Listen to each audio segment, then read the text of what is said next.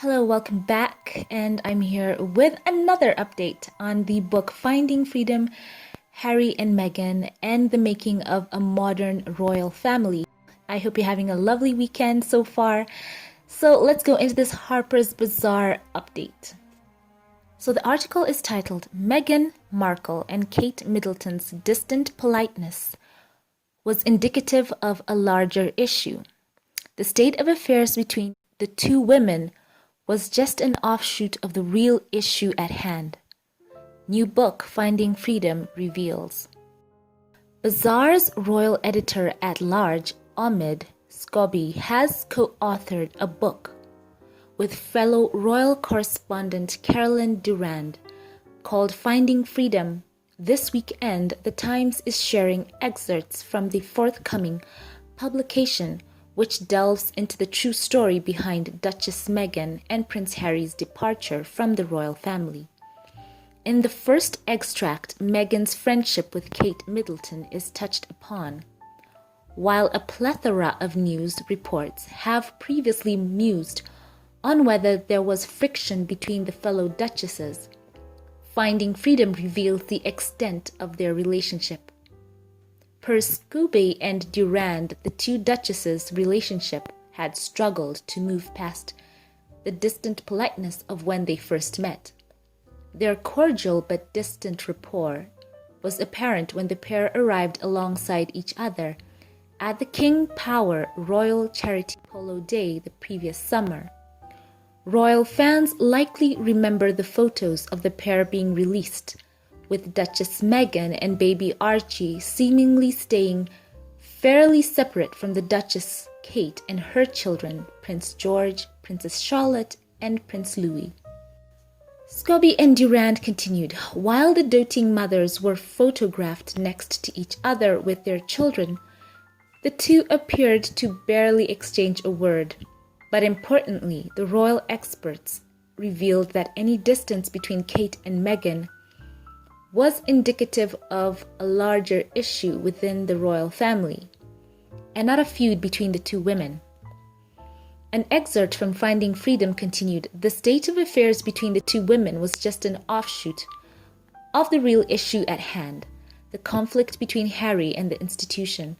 It's also important to note that there was a seemingly frosty interaction between the two couples at the Commonwealth Day Service, when Meghan and Harry returned to England in March to wrap up their royal duties.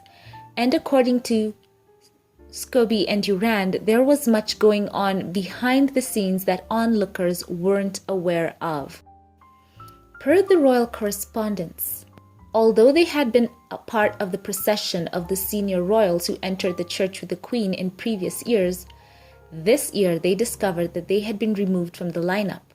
The decision had been made without their consultation, and they were informed long after the 2000 orders of service had been printed for guests, with their names notably absent. The excerpt continued, this year it would be just the Duke and Duchess of Cambridge, the Prince of Wales, the Duchess of Cornwall, walking through the Abbey with the Queen. It felt intentional. As for the awkward interaction between the Sussexes and the Cambridges when Kate and William took their seats in front of Meghan and Harry, relations became even more strained. Per Finding Freedom, to smooth things over, the Cambridges agreed to take their seats at the same time as the Sussexes and the Earl and Countess of Wessex. But if looks were anything to go by, the Cambridges were unhappy with the decision. While Harry and Meghan both greeted William and Kate with smiles, the Cambridges showed little response. It was the first time the two couples had seen each other since January. William nodded, ignoring Meghan. Scobie and Durand continued. For the minutes before the Queen's arrival, William and Kate sat with their backs to the couple, only turning around to chat with Prince Edward and Sophie next to the Sussexes.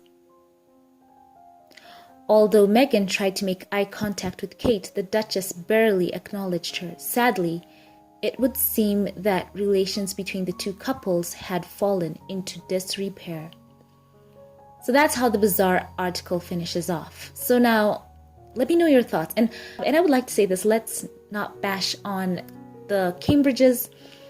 I think we are above that. We can rise above that. There is a lot of negativity going around, and I just want to avoid that in the comment section. So on another point, I have been going through the headlines of some of the articles referencing the book, and it's interesting how, as for example, there was one outlet that said that Harry and Meghan were jealous of Kate and William, or overshadowed. That wasn't, I'm wondering, were we all reading the same excerpts? If they were not jealous of them, they wanted to execute their role within the institution in their own way, and found that within the palace walls there was a lot of, pushback on them, and they couldn't do what they wanted to do when they wanted to do it, because according to them, the men in gray suits were trying to diminish their popularity. So there was that as well. So there's something interesting as well. This is another thing as well I'd like to point out from sky.com. They're talking about the book, and from their perspective, it says that this book makes the royal family look uncaring and dysfunctional. That's in their own words. And a line stood out to me in their article saying, for the royal family, this will again raise questions about why they couldn't find a way to use their star appeal. So that's a very interesting thing. And Vanity Fair as well references the relationship in the royal family between Harry, Meghan, and the rest. And this is a very interesting line as well from their article. It says, Vanity Fair referencing the book says that the book reveals how Harry and Meghan were deeply unhappy at the end of last year and discussed wanting something to change with the Queen and Prince Charles before they left for Canada for a 6-week holiday. According to the book, Harry felt at once used for their popularity, hounded by the press because of the public's fascination with this new breed of royal couple, and disparaged back within the institution's walls. So they wanted to plot out a new path for themselves. And as you can see, they are doing quite well in LA. People are already saying that the Sussex brand is a $1 billion brand, just as Harry and Meghan. People want to hear from them.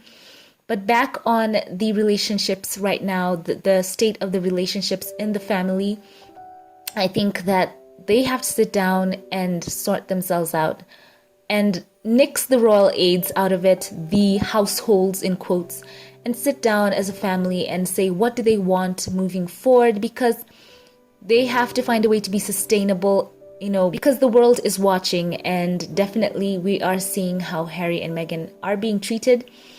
So this is an update. Share your thoughts with me in the comment section down below. Let me know your thoughts.